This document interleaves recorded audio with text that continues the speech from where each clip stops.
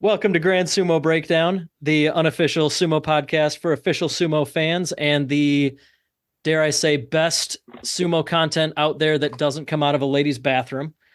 My name is Jake, and I am joined by Flyric for the first time in an amateur sumo bonus episode, probably ever. How's it feel, Flyric? You're on the big time now. It's I'm already tired, but Yeah. no, this is fantastic. I'm happy to be here. Welcome. Well, you wrestled in a major tournament, so it's about time we got you on here. Sounds good. Oh, and I guess we got some other guys. Why don't you guys introduce yourself? I didn't notice that you joined here. Go ahead, JJ. All right, cool. I was kind of waiting for Goose to go with it because that's, but yeah. Goose is far more interested in making it uncomfortable for you, I think. Yeah, I think so too. Yeah, I'm JJ. I'm a co-host over at Salt City Sumo. Good to be on the show, guys. And we can't hear you, Goose. And Goose, you whatever you changed, you disappeared again. I love it. Let's go. Goose's eternal battle with his computer continues. No, well, we wait for Goose to come back. JJ, tell us what Salt City Sumo is and where people can find you real quick, just to start us off. Sure. I mean, the way that I describe it is we do live play-by-play commentary over on YouTube. The channel is Salt City Sumo on YouTube. We try to cover all 15 days of the boss show, but every once in a while, one of us has to pop over to Sri Lanka or something. Oddly specific. I'm sure that's a regular occurrence for you. Why is it not coming through? It's coming through, but it's that real bad again. Yeah. You just had to keep messing with it, didn't you? That's good. Shit, is that coming through? There it You're is. perfect. Thing working? Am I good? Your headset seems to be working fine. All right. I don't. Is it working now? Yeah. Fine. Thank you. Okay. Hang on. I had a whole goddamn. Don't touch anything technology-wise, but yes, go ahead and introduce yourself, Goose. I'm not going to do the whole thing, but it had to be done. Live from the Kokugikon women's bathroom, it's Salt City Sumo. I'm your special guest for tonight, Goose, who has already introduced himself, as always, is JJ. How you doing? Great. And it is day negative 23 of the Aki Ba show. Oh, Okay, man. so I was wondering when Jake said it, but like you continue it from the woman's bathroom of the Koguki-con. What's going on with this here? Yeah, tell the story of that joke. Yeah. Okay, for the longest time, I had a really piece of shit microphone. I wonder if I can still get it to work. Please don't. I'm terrible. Oh, yeah, that one? Yeah, that does sound terrible. So off this microphone, I would say live from a McDonald's bathroom whenever I would join Fantastic. the Discord. All right. What if I take my And- microphone and just go? All right, I'm about very nervous here. messing with all this. So Feel now like it just from a eventually bathroom. evolved into live from the Kokugikon women's bathroom. Didn't quite But work I'm for you, happy to Flyric. be You need here to on Grand Prix Breakdown with you boys. So Oh, man. I look forward to a long and increasingly vitriolic relationship between our two shows. Yeah. one would hope so. Yeah. But I no, we've very much appreciate your shoddy mic stuff going on. That's great. Oh, yeah. That's I am absolutely. absolutely sweating about this right now. It is very nervous, but I'm glad you're having fun. Flair can always appreciate deliberately bad Is it audio. even? Yes. All right. So I do have notes. I came prepared for today. Excellent. Well, I didn't. So what do we got? So Max Verstappen has come off the Chinese Grand Prix doing quite well again, as always to be expected. But there's a the lot Grand going on Prix in the break. rest I of the see. pack. We're leaning he did into do that. quite well. Yeah. What was it? 12 seconds, like from P2. 12 on seconds. that? Pretty expectable on the RB20. Checo coming Yeah. in second again. Much improvement off the last race Mhm. as well. Alonso with a bit of a screwed pit stop coming off of two safety cars working on those softs. Goes from Yeah. 13th to 7th and is looking just fantastic. How do you feel about it? I love me some Alonso. There's something about that old man, but I feel like something messed up with that pit stop where he had like I don't know. I felt he could have done a little bit better strategy wise, but I Goose thought he still was love going to that catch he's us doing off well. guard. Professionals Yeah. over here at Grand Sumo Breakdown. Oh, you've been Guys hit are with this cool. joke before? No, you just No, like picked one of the 401. other like four things Flyric is into. Let's go. Damn it! I had a whole Stop. thing with these fake notes and everything. No, sumo wrestling, League of no. Legends, These Ultimate aren't even real Frisbee, notes. This one's just and- my forklift license. That sounds good. No, and Formula One racing. That's like all keep going Fleric's got. down whatever plans you have. You'll catch me as soon as you get some obscure sport like the NFL. No, because the whole bit was like I'm pretending to be on Grand Prix breakdown, and then you say we're Grand talking Prix about sumo, and I just Nope. Oh shit, man. I That's don't Can't good. do it. I got too excited to actually talk about the one motorsport I follow. So damn it, god damn it. Not well gonna played, catch man. us All right, sleeping. anyway. Well played. This one wasn't even a no. This is just a drawing of a goose my dad did. All right, Grand Goose breakdown. Okay, let's make your this dad happen. must definitely have a thing for geese if that's your given name, and he's also interested in goose art. All right, first of many whiff jokes over. I'm happy to be here though, and happy to get on the mo with you lads. All right, so yeah, Salt City Sumo, you guys stream and commentate over live sumo. How'd that get its start? How long you guys been doing that? That was actually long before the both of us. Ike and Neil, the other two co-hosts, they had a channel called Chanko that was well before Salt City Sumo, and it morphed. And then Goose came in. I'm the newest, so I mean, if you want to get any more historical, I think the man from Brisbane would be the one to ask. Ike and Neil had a show called Chanko on a channel, NYC Ruckus Fights. All those archives have been deleted. I was just trying to make this one guy on it Sledge laugh, and now I'm flying to Scotland to represent Australia in sumo. So that's where I'm at right now. That's been the last 2 years. It's been a bit of a roller coaster, I imagine. Little bit. Having a good time with it though. Yeah. I'm just a martial arts nerd in general though, so that's how I eventually got into sumo, which is good fun. Yeah, that's the Scottish Open. They're doing that again. Is that Yep, in October. October. Got it. Cool. Yeah, I know we got a couple people interested. I know Rain City Sumo in Seattle has been talking about that. I think they got a couple people interested, but yeah, no, that'll be fun. I'm excited to see you guys traveling around and stuff like that. Definitely. Got the yeah. Australian Championships coming up on the 30th of June. That should be good fun. And by Yeah. that, I mean Caleb is going to win everything again because no one can stop him. But I'm looking for at least third place. I can name 3 people who do sumo in Australia. One of them's long retired. One of them's you, and then the other one, yeah, Caleb Hudson. Just his name keeps coming up. 140 kilos of justice, that kid. We love him for it. Yeah, Oh, damn. that's, in American units, that's real big, real big. That is a boss hog territory if we're going in American units. Yeah, exactly. But yeah, so the reason that we got you guys on here in particular right now was the 4 of us were all just in Dallas a couple weeks ago. Awesome to meet you guys in person and do the Rollertown Showdown together. What just out of curiosity, what brought you guys to Dallas? What made you guys think that was the one for you guys to travel to? Corey and Siggy. That's Explains explains everything, to be honest. Like not unironically, that's the whole answer, isn't it? Yep. Yep. They are putting in absolute dominant work for the amateur sumo scene like no one else. They're renting out professionals. They're putting on big shows. They're trying to be entertaining. They're making an effort for the media side of it, which no one else really picked up before them. They're absolutely a significant factor in the reason why the sport is growing. I love them for it. They love me for some reason. I'm just taking that as far as I can. I'm just some funny guy that makes fun of people, and I'm good enough at it to get invited. Yeah. So that's why.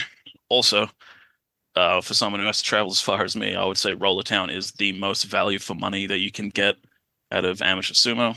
Because like if I'm a bit rusty on my first match and I pick up a loss, and then on my second match I go up against Ed or Edibor, and suddenly that's it. I'm going home. It's all over for me.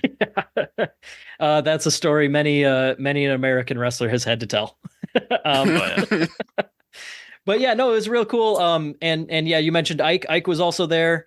Ike and I and Corey were on the commentary booth most of the day. So I was running the increasingly complicated bracket that keeps getting a little bit harder every year, but it ruled. We got 15 matches for everybody, including Flyric. Flyric, this was this your second time competing? Was Indiana the first one? Yeah, this was the second sumo tournament I went to. So I definitely got my fill of sumo on Yeah. that day. Yeah. Bang for your buck is 100%. I would agree with that. Yeah, Oh, yeah. yeah. I think we kind of used up Flyric's gas tank for the spring for sure. What about you, JJ? Was this one your first, if I remember right? Yeah. So no, I got into it basically the same reason. Siggy and Corey were always on Salt City. So it was easy for me to go, oh, they're hosting a tournament. I'm kind of already familiar with them. That's the one I'm gonna go with. And I mean, as Goose said, best bang for my buck. I'm like 2,000, kilometers away from where that was. So It must have been a big trip, huh? yeah. Right. You're in the one spot where somebody can one up you. So Yeah, it's crazy. Distance is the one thing that usually nobody ever beats me on. But yeah, no, it's exactly the 15 matches in the actual tournament, and then the 15 matches that Gaga wanted us to get in the training the day before. Just so valuable. Mm-hmm. Yeah, for That's awesome. those who didn't watch or didn't attend the rough format for Rollertown, it was a little bit expanded from last year, but we had a total of, let me see, how many people did we have overall? There were 2 teams of 20. So we had 40 competitors, and every single one of those competitors got 15 matches. So it was a long day. It was a great one-day basho. But it was a one-day basho, exactly. So yeah, we had more people, or no, I take it back. 42 guys in the top division in pro sumo. So if we had one more competitor on each team, we would have had the exact same as a full entire basho in one day. That would have been nuts. But yeah, so the rough format though, to get those 15 matches, the night before, everybody is drafted onto one team or the other. So the day of the tournament, it's East versus West. You got your 20 guys on the east side, 20 guys on the west side, and the way the bracket shook out, each guy got to face off against 12 people on the other side, with a couple repeats. There was a lot of nerd work that went into the Bansuke and the way, or the Torikumi, the match listing, and the way it turned out. That was the most efficient way for us to meet as many of the goals as we could. But by the end of the day, I got fucked over on that, man. Yeah. I got fucked over on that Bansuke. There you go. I think I'm not that good. I'm just strong. And I the got person picked to fifth the person to because complain Rick likes to. me. Yeah. I was gonna say the I person got to picked complain to fifth is the Rick liked person me right and there. got just done Yeah. in by like Ed, that big fucking country boy, Kyle, Caleb, Jay. Just had like 4 of those in a row. It's like, man, I'm not here yet. Yeah. I'm not this good. I got picked way too early. No, you know what? Honestly, let's see. You guys didn't end up so bad. I don't think it's let's see. So JJ, you got 7 We wins. don't have to. Goose, you got Goose got somewhere between, I don't know, in the 4 to 6, somewhere in between their range. I don't know. Nobody needs to know. It doesn't matter. I got one that I'm trying to overturn because I got robbed, but yeah, I did pick up 5. And then Flyric got 9 wins. So as somebody nice, who man. was working on the bracket, Thanks. like almost everybody got like a couple, but not outrageously a ton. So like maybe that's okay. I don't know. I'm gonna hear it from somebody or other forever, I'm sure.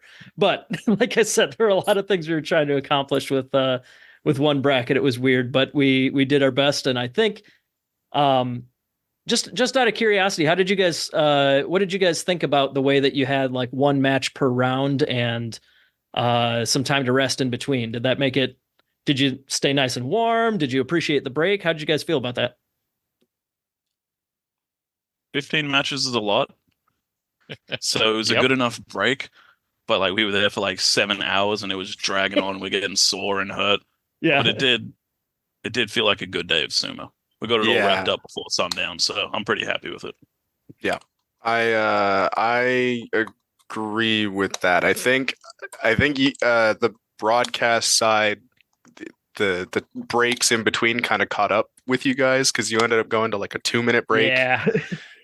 near the end. But no, I think that it was if you were going to do 15 matches in a day, doing it that way where you get a break in between is probably the best way to do it. Mm-hmm. Yeah. Like you said, very long day. Yeah. What's up, Flyric? No, I was going to echo on to that. It was yeah, definitely a long day, and towards the end, it was a battle of just kind of keeping not stiff and just trying to keep limber in the entire time. Yeah. Yeah. But there was yeah, it was a good a good match. I think it was around maybe the 10th match or 12th, 11th match, somewhere around there is when they kind of got to the point. Is like I'm really trying to power through to finish this stuff up. Yeah. Yeah, it was getting to the point where we had to beat sundown. We had to wrap it up so we could get like the stuff cleaned up so that we could move on. I definitely wouldn't I definitely don't regret the way we did it by any means, but there's always lessons learned. And yeah, shortening up those breaks a little bit was a good idea as we were getting down to the end. I will say at the end that I can like point to like a score. Like I was able to get a 9 and 6. Like actual like an actual Basho score. It actually does something to my sumo brain. It's like, oh, I did this well. I moved this far up in the Bansuke in my mind, and kind of stuff like that. So yeah, I think like the whole vibe about it and like the fact that we did a whole Basho in one day, while it was I think entirely crazy, it's also like really cool. I'm kind of glad I did it because of that. That's how JJ and I looked at it too, where it's like, well, you got picked at like M13 and went 7-8, and I got picked at M1 and went 5-10. So, I'm happy with that despite all the losses. Yeah, the joy is definitely pretty hard in pro sumo, so it's a meat grinder for a reason. I honestly could talk about the way that we put that together for like an hour, but like there's probably like I could probably count on one hand the number of people who would be interested in it, and it's me is the one hand I counted them. But I saw that check in the replays. Anytime a match was done, no celebration, no joy, immediately to the paperwork. Figuring it out. But no, it was I thought it was cool. We got into a bit of a rhythm. We had 3 gyojis rotating in and out every handful of matches. We had breaks for our shimpan. And yeah, there were a couple times that the stream had to be, just needed some maintenance just because it was running a stream from a parking lot that's, like 100 yards away from a building. A little complicated, but yeah, we ended up managing it. We had some like I said, me and Ike and Corey were in the booth. We had Tyler from Team 4-Star was the other guy helping us out with tech and stuff like that. But like honestly, I thought that went pretty smooth. So I'm glad to hear that you guys sounded like you were in the same boat as me, where it was like, that's a long day of sumo. That was awesome. I'm ready to be done with that for now. Yep. Yeah. That sounds about right. Oh, yeah. Man. I like to call it a little bit to like the whole event in itself. Kind of, I was a competitor, so I didn't fully experience it, but like Corey and Siggy, they actually kind of created like it was almost like an Asian festival, but it was kind of like sumo festival was kind of the main event. Yeah. But there were a bunch of like food trucks, and there were like a couple stands going on at the same time where you can like buy some like goodies as well. And I just remember like kind of looking off to the side of a lot of people like just kind of taking videos of like check out this, it's a sumo tournament going on. It was I guess I would say is like the vibe that was going on like by the people like in the crowd was immaculate. It looked like everyone was having a really fun time. Absolutely. And I caught that excitement as a competitor. I saw some people in the crowd that just showed up and stuck around for like 5 hours. Yeah. Like, this is the best Sunday I'm having in a while. I was approached by a couple from Canada. Cool. Yeah. Wow. And they're If minds confirmed, they came all the way there. Out. Yeah, no, that was a wild surprise. But yeah, no, the vibe was excellent. The drumming too at the halfway point was really cool. Basically the whole event was just absolutely awesome to be a part of, for sure. I like the way you phrase that, Flyric. It was like a mini Asian festival. So yeah, the Range Hand Meat Company was like the main sponsor of the day. They helped with all sorts of stuff. Like we had a tent that covered not just the ring, but like the entire area the crowd was sitting in. That was critical as the Dallas sun beat down on us over the course of the day. Tent really did the job. Yeah. But yeah, there were a couple other food trucks. In particular, there was also Shogeki Sumo, the club out of Houston. They came and they made chanko all day long. That was awesome and definitely hit the spot at the end of the day. That's for sure. Some good chanko too. Oh, for real. They've been refining, and they've been even at events that don't have sumo. They've been doing like like Asian festivals and things like that. Even if there's no room to do Cool. actual wrestling, they've been showing up and doing Chanko. That's really cool. And then obviously Rollertown Beer Works, the host of the event, they were awesome to us. I think this is the third event that's been hosted there. I think the first one was just kind of like a smaller scale demo or something, but it was enough for the owners of Rollertown to be like, hell yeah, let's do a tournament. And then a year later or so, they got Gagamaru to travel down and spend a week there and do a whole tournament. And then a year after that, we get Goose from Australia to come out, which just as big of a deal, I think.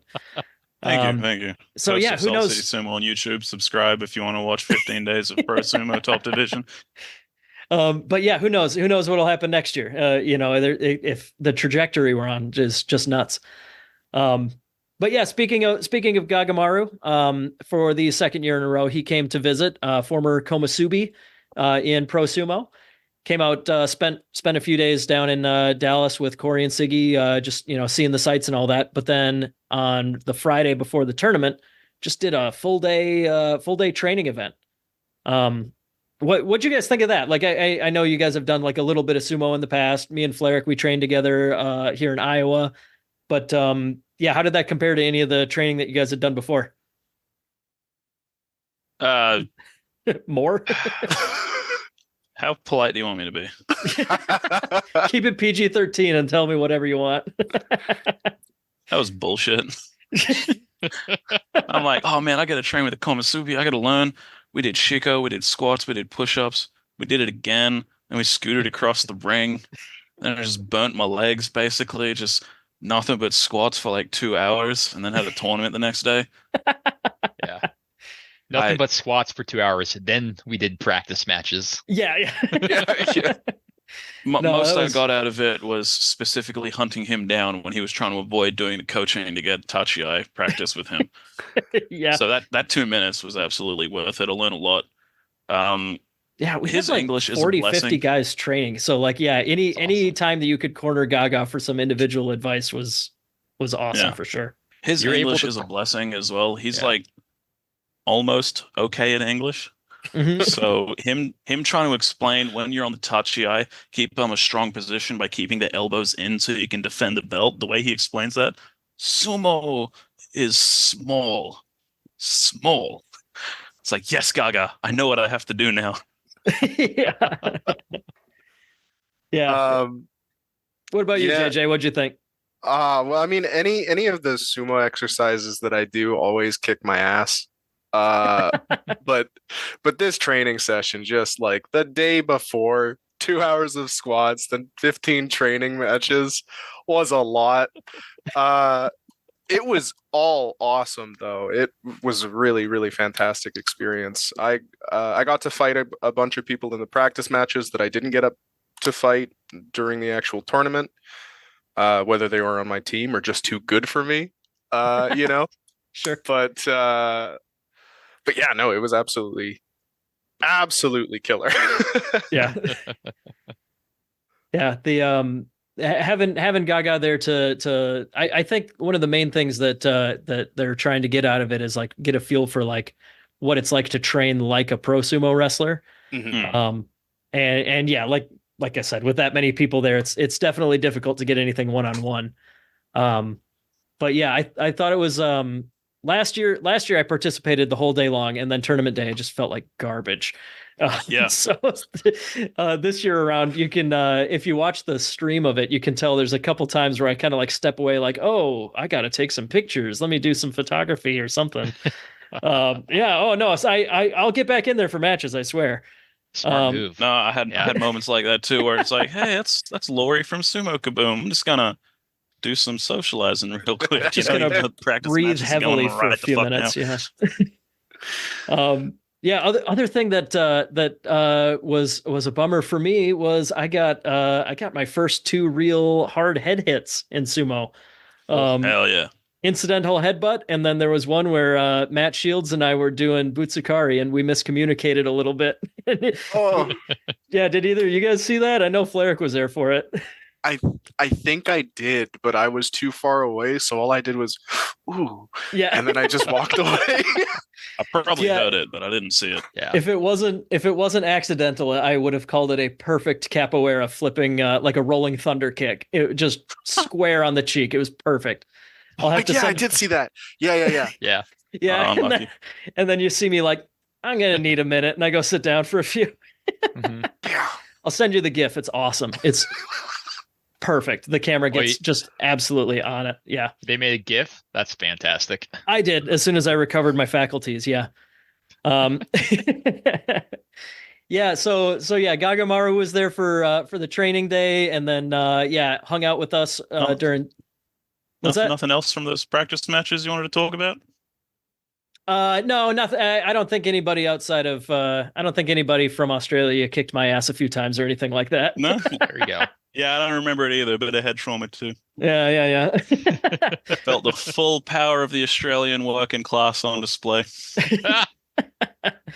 Yeah. Oh, To your right. credit, Yeah, we though, should. What's I that? will give you credit. You did meet me in the very honest Tachi and just try to drive straight through me. So well done. Thank you. Brave of you to do that. Respect to anyone who jumps in the ring. I absolutely did not give that honor to Corey in our first match, and that just gave him this. Got to toot my own horn a little bit. Just perfectly got out of the way. Just nailed it. Fantastic. And then he beat me when we did it honest in the rematch. But but yeah, do you guys have any practice matches or tournament matches? Any specific moments in the ring that stuck out to you that were memorable for you? Yeah, that kid. Yeah. Oh yeah, Yeah. Ben is crazy. yeah. That's Ben out of Iron Mountain in Tennessee. Yeah, he is everywhere. I don't know if you guys follow Yep. too much American Amateur Sumo. He's at like 80% of tournaments somehow. Good for him, man. Yeah, no, he and his mom travel all the time. But yeah, who actually fought him in the ring? Did all three of you get a chance at him? I got did. it. I did too. I did. I started for first on the practice matches. I win 3 in a row. I go up against 4, and this kid beats me, and I'm like exhausted with it because I've just had my 4th match, and it's like, man, Oh that my little God. shit. If my heart was beating a little better, I could have beaten him. And then I watched him just go off and get the technique prize and pick up 10 wins, and it's like, oh, maybe I just shit. Maybe Yeah. maybe he was that good. Who knows? There's some element of it where he can like he has such a good sense of like when to give up, and it's basically never. But he's Yep. but like that he definitely carries people beyond the point where they think that he's going to give up, and then he manages to turn things around, wrap up a leg somehow. Yep. But yeah, let's see. I was looking at the records here. JJ. Flyric, you actually beat him in competition. JJ, I did you did. get him too? Oh, No. did you, Flyric? Well done, Yeah.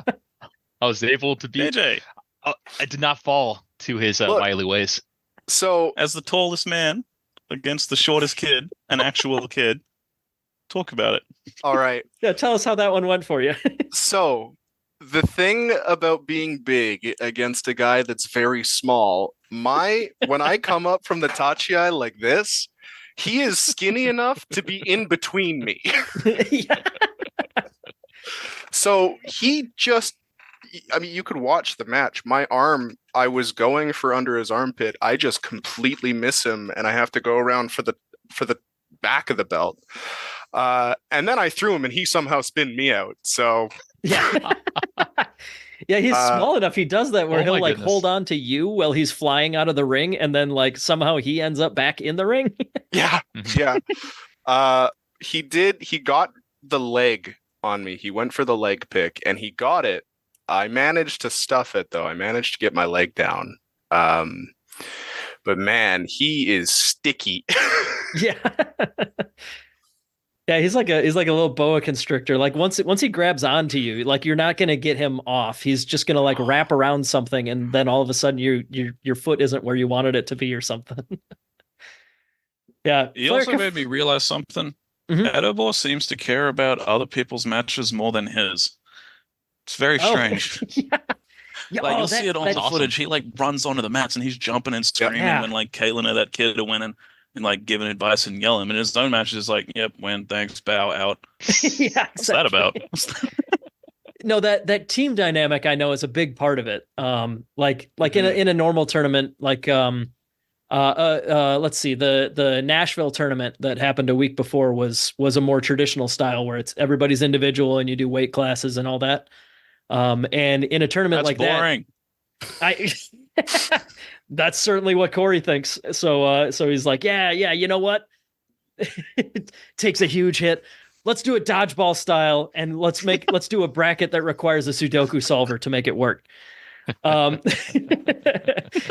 no, in a traditional tournament, you only like you certainly are going to cheer for the guys that you train with, right? But like at Rollertown, you got 19 guys on your team. Even if you have like a training partner on the other team, like, no, we're East team for today, and I think that's a big part of it. That element, I know, especially when we did it for the first time last year, really got a lot of people into matches that weren't their own, and having everybody like cheering for each other on the side, especially Edibo. Yeah, he gets way into it, and he despite being the undefeated champion, the most excited he was when his teammates were winning. That was awesome. Yeah. I'd like to take credit for that, by the way.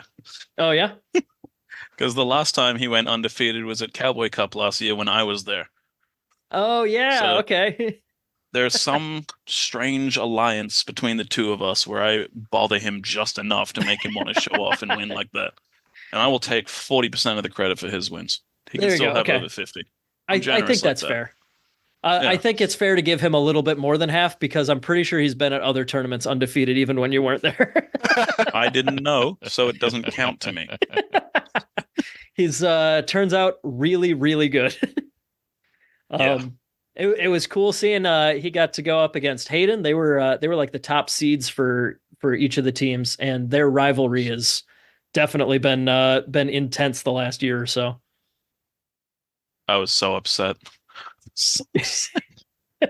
Why? Because Hayden was on your team and Edo was the one who got him? Yeah, he hankered his ass. There was nothing funny about it. I don't know about nothing. I love it. Okay, so where do you stand on the Henka in general, Goose? I guess let me learn. Oh, Roger Rabbit? What's that? You ever seen Roger Rabbit? Mm-hmm. Sure, yeah. You can Henka, but only if it's funny. Okay. That's the rule. Okay. And now that you know that, it makes sense. Chio Shoma getting hankered when he's already on 10 losses? Hilarious. Yes. Okay, I get you. Takayasu hankering Itami Fuji for the whole thing? Not funny. Okay, I get you. Or the problem is I find that also very funny. So well, in that case, it worked. Yeah, exactly. What about what's the other one? Koto Shogaku getting henked by, was it Teruno Fuji when Koto Shogaku was like trying to get back to Ozeki? Yeah, pretty sure. Yeah. Yeah, that one definitely funny. Definitely heartbreaking. Definitely funny though. I like that rule of thumb though. That's the official Goose for the show answer. The martial arts nerd answer is Sun Tzu said all warfare is based on deception. Mm-hmm. I see no difference between a hanker at the start of the match versus pushing someone to the ropes and then letting go and watching them fall. There's trickery at every single stage in a match. There's misdirection at any point. It's a little unfortunate when it happens at the start because it makes him look like a clown, but you got to win a fight by any means necessary. So I completely approve the henka. There you go. As a spectator, though, it's kind of unfortunate sometimes. I wanted to see Hayden and Edible go at it. I flew all the way for that, and he didn't let me. They definitely went at it. I think that was one of the matches that was a repeat. So they fought twice, I think. Oh, true. Well, I forgot. There was a lot of sumo going on that day. Yeah, absolutely. Yeah. What about you, JJ? You going to be the odd man out, or are you with the three of us that it's... Oh, no, I love the henka. I love the henka, man. I mean, Let's go. My answer is, if you don't want to get henka, don't get henka, dummy. Yeah, I think that's fair. 100%.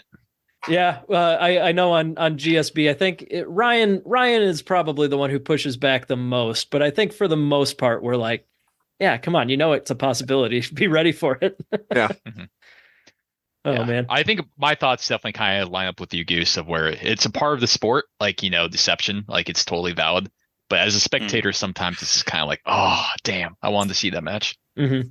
For sure. There's the martial arts perspective on it, then there's the TV product perspective on it.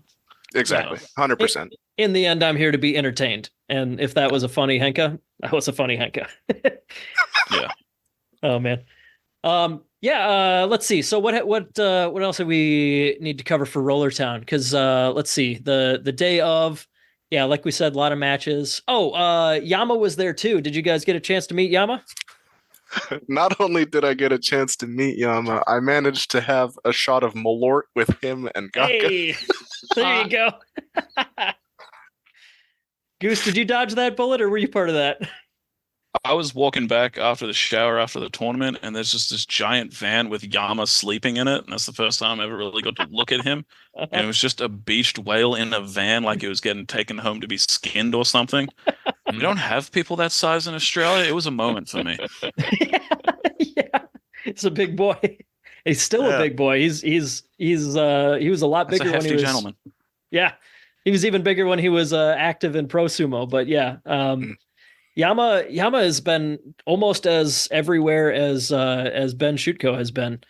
But yeah, Yama was another of the guys that was at the Sakura Cup in Nashville one week and then in Dallas the next week doing sumo. So Yama seems fun though, from what I saw of him. he's really fun. Yeah, he was. If you're not familiar with Yama, he was in pro sumo for a handful of years and was Made the M5, didn't he? Yeah, Maegashira for sure, but I know M9. M9. Okay. Yep. Then he afterwards he came to the US, was in California for a while, did a lot of demos and stuff with the community out there. And last I guess it's probably been almost a year. I think it was last summer or so. He and his wife moved out to St. Louis. So yeah, he's been embedded in the Midwest sumo community since then and just traveling everywhere he can. Real cool guy. And even that weekend, right after Rollertown, the day after, he went out to Denton to train with the sumo punks at Kurowashi Sumo. I think it's a good thing that there are developing opportunities for retired sumo. That's not just Chanko restaurant. Yeah. I agree with that. Because there's a growing sentiment I've found among retirees where they love sumo but hate the JSA. So the more this can grow, the more opportunities for amateur sumo will be. Yep. Yeah, I know one of the big goals in US amateur sumo is to put on shows like Rollertown, because those of us that are traveling for sumo, yeah, we'll like buy t-shirts off each other and stuff, but just giving money to each other is not helping each other grow or helping each other be less broke from traveling. So we got to put on shows like Rollertown that bring money into the community, be it via attendance, merch sales, whatever. And yeah, having guys like Yama and Gaga are absolutely draws for tournaments. They bring in spectators, and like people take shows more seriously when they know there's somebody that of that stature there. That's the amateur sumo paradox that I've brought up a few times on Salt City Sumo on YouTube. You should subscribe. It's no one's going to commit to it unless there's money, but there's not going to be money into it unless people commit to it. Bingo. But no one's going to commit to it and you have to somehow figure that problem out. Yep. And it feels like it's almost solved. It feels like something's about to blow up. Yeah, I think Rollertown is one of the biggest indicators that we're making some progress. But yeah, go ahead, JJ. No, I think a big indicator. Canada's always like 5-ish years behind the States when it comes to basically anything. So there's nothing going on really in Canada right now except for a couple of people in the coasts, and their idea right now is to just, hey, we just got to get people to know that this is a thing that happens here. Yeah. And the fact that that's a wave that's happening now up here indicates to me that you guys are on the cusp of something real big down there. Yeah, I think there were, I think, 3 Canadians that came down to the North American Championships last year or so. Something like that. But yeah, I know there's, and then in the last 6 months or so, we've had a couple guys from Toronto join us. Yep. Yeah, back at Indiana, I think we had 2 of the guys come down, and then one of them came down again for Nashville. Yeah, are you familiar with the Ronin guys out in Toronto? You ever met them? No, Chips. oh no. Uh, the most I've talked to who I think is the head of the Montreal Sumo Club, and I've gotten in I think I don't know. They are working right now to get like an official sumo body going in Canada because there just okay. isn't anything. So I've been in contact with them.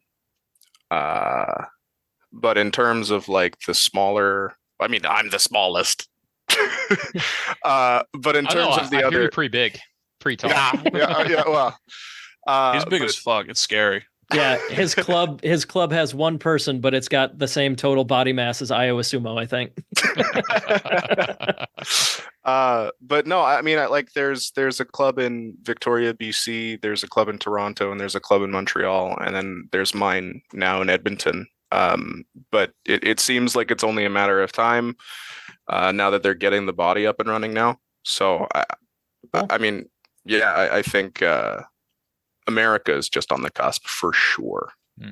Well, we certainly would love anytime you guys want to show up, but yeah, I think I wonder when the next North Americans will be, because like the national tournament happens every year. Like every year, the U.S. determines their national champions and all that. Mhm. But then for any time that there's a World Combat Games or the World Games, I think are the two events that lump everybody together by continent. So they're like, Yep. you get a North American champion instead of just a U.S. champion. So yeah, I imagine by the next time we have one of those, that's we'll probably not have. fair. What? now you just get America and friends. You're already the center of Yeah. sumo. Well, that's Amateur. why they want to get the body up and running, is so that Exactly. they can hold a nationals tournament up in Canada, so that we can have our own tournament. We just got to get recognized by the government first. Yeah. Once you set up a federation, then you have the ability to send people like to Worlds. Yep. So like, yeah, if you had an official Canadian national tournament, then Yep. the champions could be sent to Worlds and be recognized by the Japanese governing Yes. body. Yeah, So. that is from what I understand in my brief conversations, the goal as of right now for Canadian sumo. Mhm. I'm just running my little club in Edmonton, though. Yeah. That's all I know. I should visit Fiji. Just start going around and just collecting Usos just on the beach, waiting for rugby season to start up. It's like, we'll feed you, Chonko. Honestly, that sounds exactly like how most of the successful American clubs have gotten started. Just, you don't have to do cardio, and we'll feed you Chonko. It's all okay. That sounds I'm in. awfully appealing. Yeah. No, I know several clubs in the States, like in particular Chicago, just started with Matt Shields just tying his own mawashi and then like going and practicing in the park until now he's got on his team, I think like 3 or 4 of the top 10 guys in the Midwest rankings right now. God like bless. 2 years later. Yeah, he's crushing it. That's absolutely a non-ironic way to start a sumo club, is just do it in public and get people to watch. Caleb's moved to Sydney. He's starting that up as well. So Australian sumo starting to grow. We'll see how they do at the nationals here in June. Yeah. What? Yeah. Are you planning to compete at nationals? Yeah, I'm going. Excellent. Roughly, how many people do you guys have show up for a tournament like that? There was 12 last year. Okay. So there's not a lot of sumo out here. We do Keiko once a month. Yeah. Remind me, what city are you in? Brisbane. Brisbane. Gotcha. Yeah. I think it's just Brisbane and Sydney are the only 2 cities that do it. There used to be some stuff in Melbourne. I don't know where they're at. Gotcha. Yeah. So do you have training partners that you do sumo with somewhat regularly, Yeah. at least? I got my coach Dan, who got 5th at the international one time. Cool. So he's actually pretty well done. I got Joel, who's competing and is in pretty good shape as well. Those 2 are the main boys, and a few hanger-ons. There's this one judo guy who's taken interest in it recently. He's JJ's height, but like with my musculature, so he's kind of terrifying to deal with. Oh wow. And he's got that judo background, so Brisbane's starting to develop pretty well. Very I'm cool. starting to, put it on as well. I did okay against some of the top dogs. It wasn't a walkover. I mean, Yeah. Edo and Jay, beat the brakes off me, but that's about it. I was able to at least compete against everyone else. Yeah. So that's Sure. something. No, that's yeah, you definitely as John Jocks and well, as a lot of people say in sumo, you either win or you learn, and a lot Yep. of learning was done, and that's fine. Not against Jay. There was no learning there. I just got beat. I just got hit in the yeah. face and lost. Mm. Nothing Yeah, to learn. he definitely prefers uncomplicated sumo. And if is that how it worked against you? I remember the match clearly because there's really not much of it to remember. We Okay. met with an Oshi. I go for the Katsakashi. He hit me in the shoulder. I couldn't land it, and then I was out. So Yep, what did there I you go. learn? Nothing. Yeah. Don't get hit, idiot. I learned why there are weight classes in amateur sumo. Yeah. Yes, that's what I learned. Oh man. So yeah, what got you into sumo in particular? You said you're a martial arts nerd? There's no real answer to that question. I just eventually got into it. Okay. A mate of mine sent me some footage and said there's a tournament on. I've tried to find out about it. I pretended to know what I was talking about. I used to think Ozeki was a whole division, not just like 3 dudes who are doing really well. Mhm. Solid. Eventually I found out about it. I found like the live streams on YouTube and had no clue what was going on because it was all in Japanese. Eventually found an English stream in the name of Chanko. They eventually put me on. Yeah, gotcha. I wanted to learn sumo better, so I found the only club in Brisbane that was doing it. Drive 30 minutes to get there, and now it's helped me with my commentary more. And I'm meeting new people, and new people are meeting me. Found you guys eventually, stuff like that. Mhm. It's just a very slow process over 2 years of becoming completely obsessed with this sport. Gotcha. So there's no like, in the outfield like dream moment, like, and then it came to me. It's like, I always knew sumo existed. You I weren't just- walking I down. eventually became a fan. You weren't walking down the beach and someone says, "Hey, you should do some sumo. We'll feed you chanko. You don't have to do cardio." It just kind of happened. Yeah.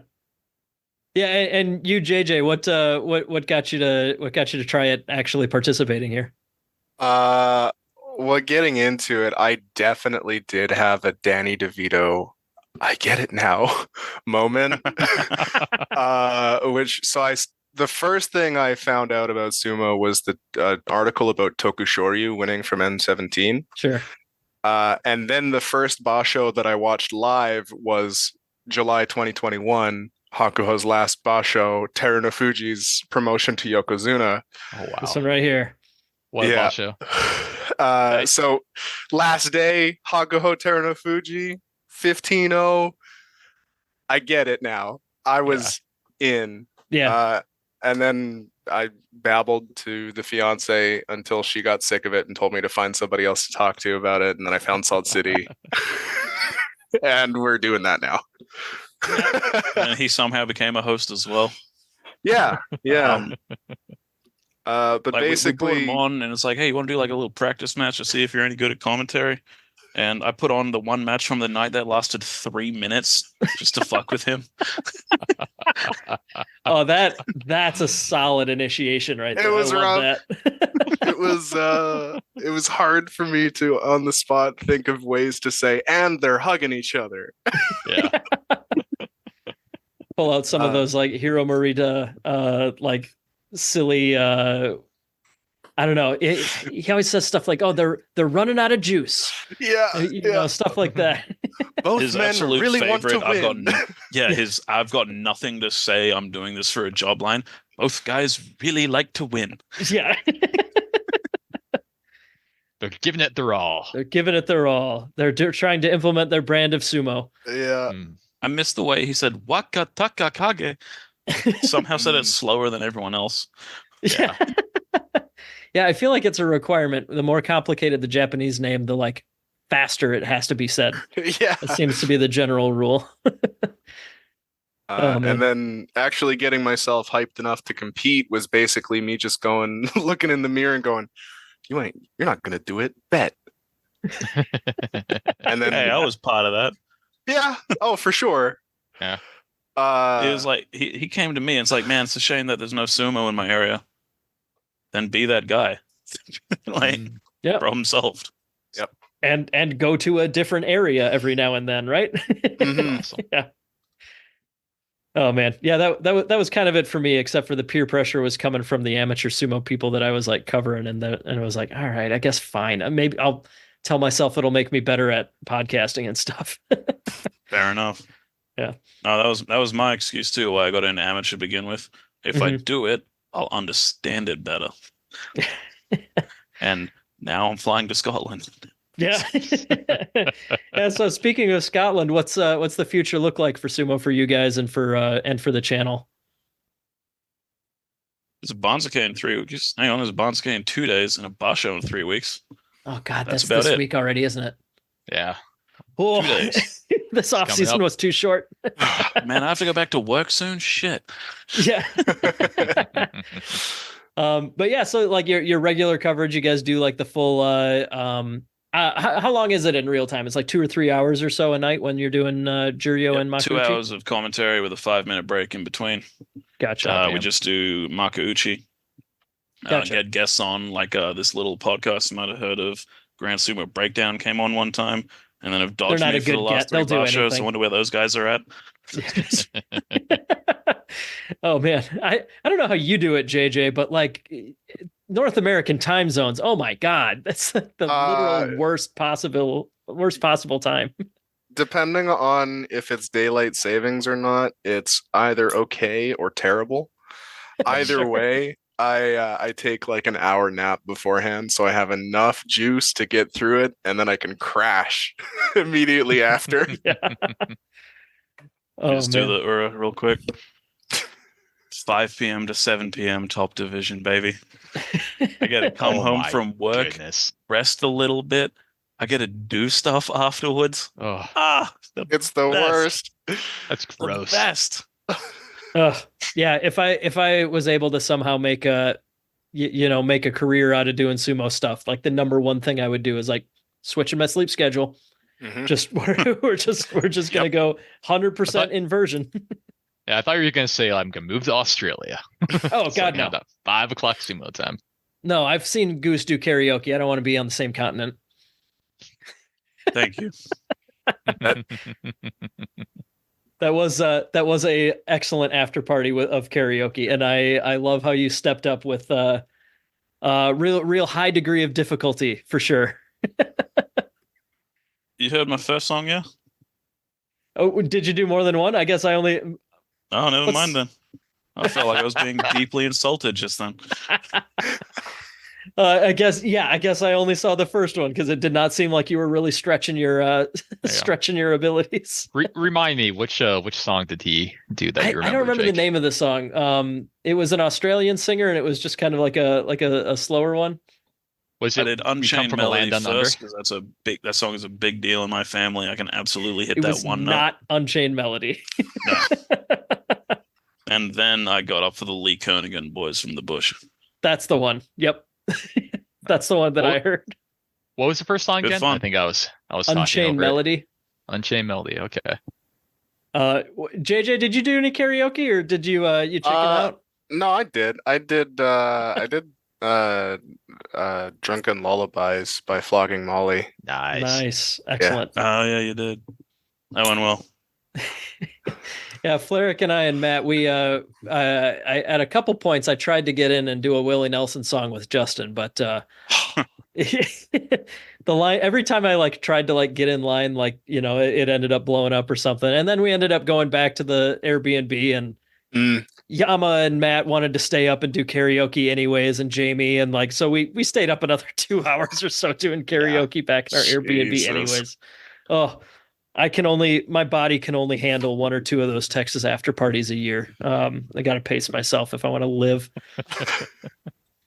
Yeah, I wish I had that foresight, but I got people Oh, looking after man. me when I'm in America, so I don't have to worry about it at all. Hell yeah. I'm I just was- cruising. I was on the plane at 4 a.m. that night. Oh. How That did was that so go for confusing. you? Well, I didn't start really hurting until after the first flight. And then Okay. after that, it was pretty bad. Sure. Was it just two legs for you? Dallas goes to most places, right? Yeah, Dallas goes to most places. I went from Dallas to Salt Lake City to Calgary to Edmonton. Gotcha. Oh, So it was a few jumps. The layovers by far took up most of the time. Although Goose, what was your journey again? Yeah, tell us how that went. hell. I definitely didn't want to make JJ follow a trip home to Australia because I knew that was going to be the winner. But yeah, how'd that go, Goose? I get in 2 hours early so I can just relax and settle into it. This is after a half day of training and then a full day of bar show. Right, And right. I didn't sleep much that night. And then I've been awake the whole day. I get to the airport. I got to wait an hour and a half for my plane to show up for some reason. I guess they couldn't find it. It just showed up at the wrong airport. Who knows what went down? It was a tight layover, so I get to walk all the way to the gate and watch my plane to Brisbane and San Francisco just kind of take off without me, and just me and 5 other very irate passengers, we'll call them. I'm now stuck in, God forbid, California by myself with no phone service, relying off the free Wi-Fi. Thank you for that. Airport Wi-Fi, Um, notoriously perfect. Yeah, I just adopted a new mum. I just found this like near 60-year-old woman and said, "You're my mum now. I don't know where I am. I need help." And God bless her, she did help me because she was also going to Brisbane. Gotcha. And she took me around. She helped me out, got me where I needed to be. Together, we rebooked our flights, got new tickets, and like, all right, sweet. Like, it's 1 a.m. now. My flight's at 10 a.m. I'm gonna take a nap on the airport floor. I wake up after 30 minutes because the air conditioning in San Francisco airport is designed for like 300 other people to be around you. The body heat kind of regulates it. I'm freezing. So I get out of the airport. I take the free train around to the Grand Hyatt. The reason why it's grand is because it's $450 for one night. That's not happening. I go back to Cost the you a airport. Grand Hyatt, yeah. Yeah. Exactly. I sit down. I take a closer look at my plane ticket. Oh, 10:50 p.m., not a.m. No. I'm stuck in California for 21 hours.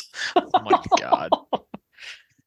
I was living off expensive pizza and $8 bottles of orange juice just to survive. Oh my God. So I'm now awake for 2 solid days with no recovery period. My legs are burning. I'm hobbling around. It gets back 10:50 at night. I find my new mum again. We chat for an hour. I'm saved. We're both going back to Sydney, not Brisbane. I have another connecting flight. I get to Sydney. I'm in something that resembles home, but I hate Sydney. So I'm stuck in the airport for an hour and a half because my Brisbane flight gets canceled. Luckily, it's an hour flight back to Brisbane, so I just have to sit down and enjoy some Krispy Kreme for 2 hours with a new mum. Everything was okay when I got home because mum showed up 30 minutes late to pick me up from the airport. All right, so Goose is never traveling again. Yeah. I text mom. I was like, "Hey, mom, I land here. I'm outside now. Can you pick me up?" Sure.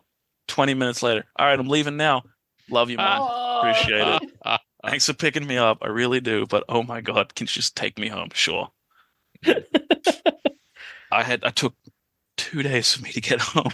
It was supposed to be a 14-hour flight. I was gonna say you had the direct right from California straight to Brisbane, and then oh man, I am so sorry.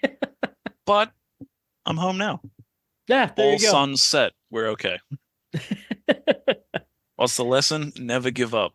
Just get so exhausted that you don't care whether you live or die, and you'll eventually make it home. Yeah. That's what I learned that day. Just get so tired you lose the ability to process time, and then it won't feel so bad. How was your ride home? Oh, we drove home. Took about 9 hours, and there was no difficulty whatsoever. Lovely. Great. I love Good- going It to was Dallas. long. Like it felt long. My legs kind of got cramps. I had to get up and like stretch them a couple times. It was Yeah, awful. it was me and Flyric drove back to Des Moines. Des Moines to Dallas, about 9 hours. Not bad. But then Matt and Jamal from Oh, is that how you Chicago say were with that? us. It's not Des Moines. No, it's I thought Des it was Moines. Des Money. I like my version way better. Your version is cooler, but technically incorrect, so we can't go. But Matt and Jamal had another like 4 hours home to Chicago from here, so that I don't know how they Good Lord. managed, but we have confirmed that they are home and alive, so that's good. But That's good to know. Everyone made it back safe, even Gagamara. yeah, Good to know because That's it's like good. 2 weeks later. Yeah, I would hope we would have had news by then. But yeah, so hell of a weekend. Awesome to meet you guys. And Yeah, it was good to meet you. the next time my toddler is accommodating, I certainly want to join you guys on Salt City Sumo again in the middle of my night. But Absolutely, you're welcome anytime. yeah. Doors So in case anybody doesn't know where to subscribe, Goose, because I don't think you mentioned it at all so far, where can people find Salt City Sumo? Subscribe to Sumo Punks on Spotify. We put up episodes whenever we feel like it. Subscribe to Salt City Sumo on YouTube. We do all 15 days of every Banzuke. We'll be there whenever the Banzuke starts in 5 p.m. Brisbane time. I don't know how to translate into what the hell you guys are at. I don't care. So Live figure it sumo out time, yourself. Just keep checking in. We'll be there. And if we're not, I'm sorry. Subscribe to Salt City Sumo on YouTube. Not that sorry, I imagine. Not at all. Sometimes I just don't feel like it. Man, I used to close interviews. It's been a while since we did too many of these, but like I used to close these interviews by asking like, what's your karaoke song? But like I kind of already know for you guys, so like I need to find a different closer. I can tell you the full sad story behind Unchained Melody if you want, but it's going to bring the mood down. In that case, thanks for listening to Grand Sumo Breakdown. We'll catch you guys next time. Thanks for joining us, JJ and Goose. And yeah, check out Salt City Sumo to watch live sumo and get commentary. I'm going to quit recording and get bummed out by a sad story from Goose. Sumo forever. See you guys.